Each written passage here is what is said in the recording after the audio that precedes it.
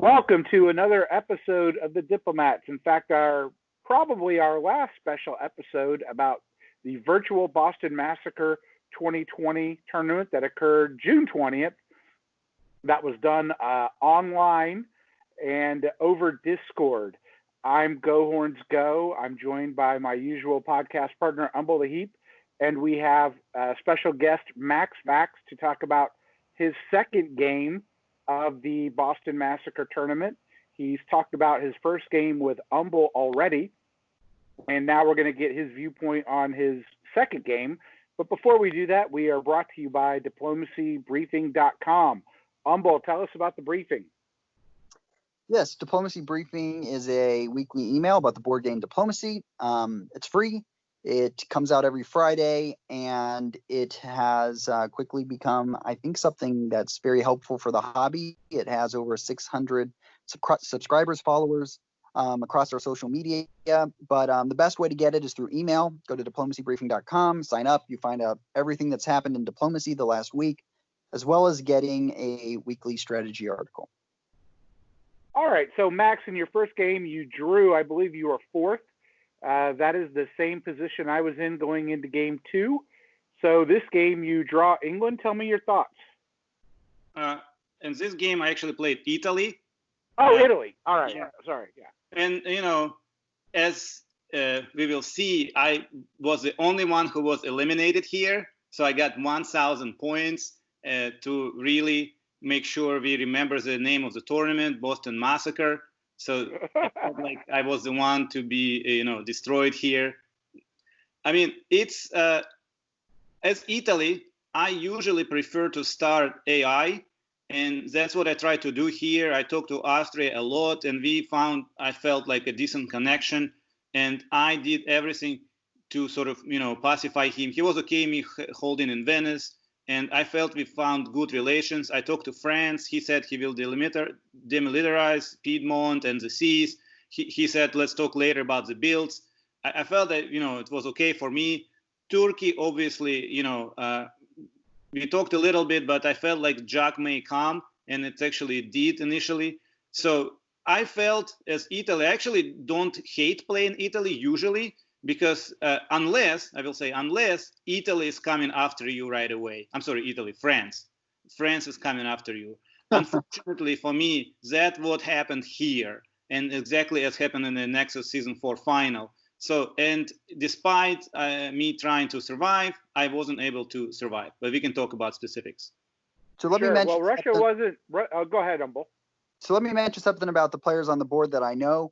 The guy playing France is one part of the duo that produces the Diplomacy Games podcast. They're Australian. So he was coming in. I think that he had not played round one, as I recall. So this is his first game. The guy playing Austria is Zach Moore. He is kind of heads up the Minnesota Diplomacy Club. He's definitely part of the leadership there. He's done a lot for especially the hobby during this virtual tournaments. I like him a lot. Me and him had actually allied in DixieCon when I was England and he was France.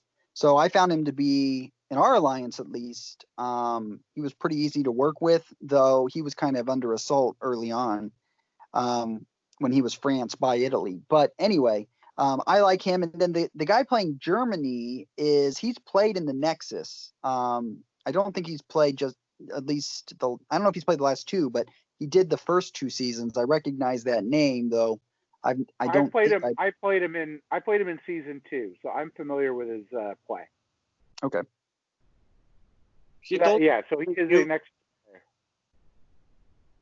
Yeah, he told me he's a new to face Germany, and I know Russia is pretty well-known player who sometimes goes for fun moves instead of tactically most beneficial moves. And Turkey, who was Jason. He is also a well-known player, like a veteran, well-established veteran. And, so basically it was a good team. Somehow, unfortunately for me, early on, Western Triple formed and Juggernaut, which later transformed to Russia, Turkey, Austria, and Italy somehow became, a nuisance. And despite my all efforts, I could not survive.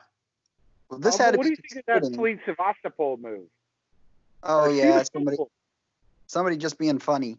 But this had to be concerning somewhat, right? Because no bounce They're in the not Black Sea. disguising it. Yeah, there's no bounce in the Black Sea, and Russia also doesn't move to Galicia, which is interesting. I mean, I guess I get it. Russia's probably thinking, hey, you know, if Austria's moving there anyway, I'll have to bounce.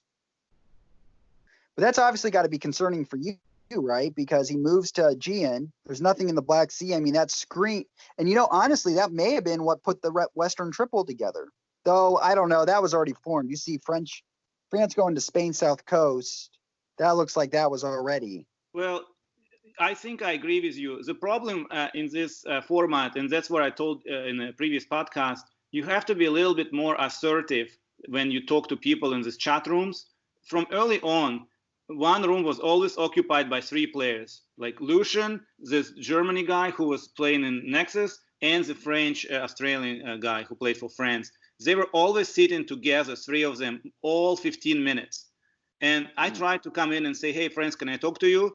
And I would wait for 10 minutes and he would not come. Sometimes he would come. So I was basically very sort of weak at my assertion to get players to talk to me. And when we did, he said, well, how about I grab Tunis and maybe we'll figure something out. I said, well, if you must, sure, but what can we figure out? So basically, I admit I did not really propose anything, but I don't know what could I have proposed to France. You know, I'm like, well, at some point he had fleets positioned. I said, well, just flip them around to North Atlantic or Irish Sea, and it's open right there. I mean, what else do you want me to say? And he never did. You know, I feel like somehow they connected 3 of them. That's what I was saying earlier. Unfortunately, it felt like, you know, sort of, I never connected with anybody here. Well, Zach, yes, he was a good player. I thought he was, you know, personable. But even him, sort of, when he realized Jack is not sufficient to stop Western Triple, he turned on me as well. And so at that time, I knew my days are numbered. So let me ask you this question. Go ahead. Go ahead, Uncle. Was that Munich bounce just like just a feint, trying to act like there wasn't a Western Triple or something? Yeah, I mean, as far as I know, it was just arranged for them, by them. Yeah. Yeah, you have to think that because, you know, that French fleet going to Spain South Coast, definitely, you know, and the army being convoy, that definitely says Western Triple. Though, see, here's the thing I wonder, right? So Russia moves north. How much was, well, he saw Edinburgh too, though. That seems like you're committed right from the get-go to do this. Well, move that army to Edinburgh. You know, if you're Russia, you're thinking that it's hard to say. Did the moves of Russia and Turkey bring on the Western Triple or not? That would be an interesting thing to know. Well, I mean, according to Germany, so I don't know for sure. According to Germany, he thinks that somehow England, France, and Germany connected early on. So he told me he's new. He wanted to survive. He found an ally. And the later consensus was that orders for Germany were written in London. I don't know how much of that is true, but that's what I was told. And, you know, I tend to believe that because even after the stab, which came, and I mentioned it, like, have you stabbed me, Germany, in our first game? Stab came here from England, and Germany kept attacking, you know, Austria and doing other things, but not defending from England. So that tells me that, you know, moves were kind of, London was very influential in German decisions. Right. Okay. Yeah. All right. So here, let me say very quick to mention, I built this fleet Rome because Turkey came to me. Well, actually, told, hey, Turkey, any chance we can talk about you building an army here? And he's like, nah, how about you build fleet in Rome and I'll build fleet Ankara? I'm like, yeah, fantastic, let's do it. And then he, of course, built fleet Smyrna. And then he came to me and said, well, I asked, why do you lie? Like he said, well, of course, to put you out of position. I mean, he presented as a like extremely great diplomacy skill from him, that it's great achievement. I was going to go from Naples to Tyrrhenian Sea anyway. So I'm not sure, like sometimes veterans behaving like that, like kind of a little bit questionable. Because, you know, yes, Turkey attacks Italy, nothing wrong with that. And I think he played a good game. But the difference between, for example, Ambal attacking me in the first game, he was talking to me, providing some helpful tips, still maintaining good relationships, because remember, this is the hobby, and this is to have fun. First priority is to have fun, second priority to win or draw. And I feel like Turkey did not follow that here, but that's my opinion. Well, remember, Umbel, the first priority is to have fun. Right. You got to work on that. Yeah, not everybody follows that. I would say that may be 1A and 1B for me, but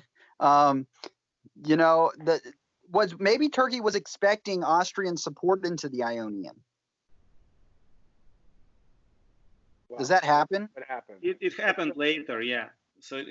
I don't know why that's not a worthwhile lie. Yeah, see, that's a stupid lie then. If he gets you to do Turkmenian Sea, because you're just hurting trust by that. There's no reason that he shouldn't tell you Fleet Smyrna, because Fleet Naples isn't going to do anything more. I mean, I don't get why he lied. I don't know what the tactical advantage there was. Well, what's funny to me, he spun it as great achievement of his, because he kept talking about this, some kind of arrogance that, but I put you out of position, yeah. I'm like, well, if I built Fleet Naples, it would have went to Tyrrhenian Sea anyway in the spring move. So it's okay. Turkey still was focused on attacking Italy. That's not a big deal here. And with all French fleets here against me, Turkey was really not my number one worry. And at that time, right here in the next move, Austria told me that he will support Ionian. That's why I held there, because people were asking, why did you hold? Why did you hold? Because Austria told me he will support, but instead he went and supported Turkey. And I blocked the convoy and moved to Rome to defend from France. And of course, the next move, Turkey told me he will support whole Tyrrhenian Sea to make sure this convoy of Tunis to Tuscany will happen. But instead he convoyed to Apulia. So. And unfortunately, that was probably not smart to trust him. I probably should have blocked Rome to Apulia, but it probably would have just delayed inevitable. I don't know. So what a terrible game. Ugh. You've got a triple. You've got a juggernaut in Austria too. You might as well not even play. Yeah, I actually talked to several players, Russia, who, as you will see, didn't have a great game there as well. He was a part of the draw with 3 centers at the end. We usually hang out with him in some of the random rooms, because what would happen, Turkey will talk to Austria for most of 15 minutes. Western Triple will hang out. I'll try to snatch France. He may not come. And then Russia would be in one of the rooms. I join him or he joins me, and we talk about, he is a very experienced player, so he gave me some tips. So I'm really appreciable veterans being friendly, because at least they make you feel welcome.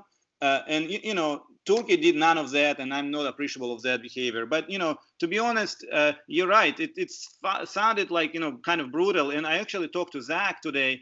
And he told me, like, I was asking, well, what if I, for example, came to your tournament and was eliminated like that? He's like, well, usually in the tournaments, there are a lot of like other fun activities lined up. So it's not just the game. It's not, you hang out, you meet people. So it's really just full event, not just the game. And so that was a good point for me to sort of, for the future consider. He's probably right. That's the game itself is not the only thing why you're coming. And so that made me feel a little bit better. What year did this end? It went after I died. I defended until 1906 fall, and then in the spring 1907 they drew 6-way draw. So they hung out until they eliminated you? Yes, they hung out until they eliminated me. So Austria took Venice, and then Turkey replaced me. So basically Turkey took all Italy, and France got Tunis, and that's it. And so basically France finished at 6. England stabbed Germany for 2 centers, and him and Turkey were at 8, topping the board, and France at 6. So I did not understand, at least from France's perspective, at least from Turkey's perspective, I understood that he was just playing to win or top the board. Yes, he could have been a bit nicer, but the way he played was okay, just tactically. It's just, he decided not to be a nice person, but that's a separate story. But what France was doing, I have no idea. I'll try to find and listen some of the podcasts from that guy, because I try to reach to him and to understand what was the logic to draw at 6. Like, he could have gotten better result if he really wanted with any other moves. because he got none of Italy. And I mean, I certainly understand that I didn't connect with him, and I would prefer to know what did I fail to do. Like, I'm not sure. So any tips would be helpful. Oh man, barf. That's all I can say. Barf for that board. I can't imagine playing a game and everyone's 6 and 8 and oh my word, that's terrible. I feel bad just looking at how that ended. That's not diplomacy. That's like kumbaya diplomacy. Let's all hang out together.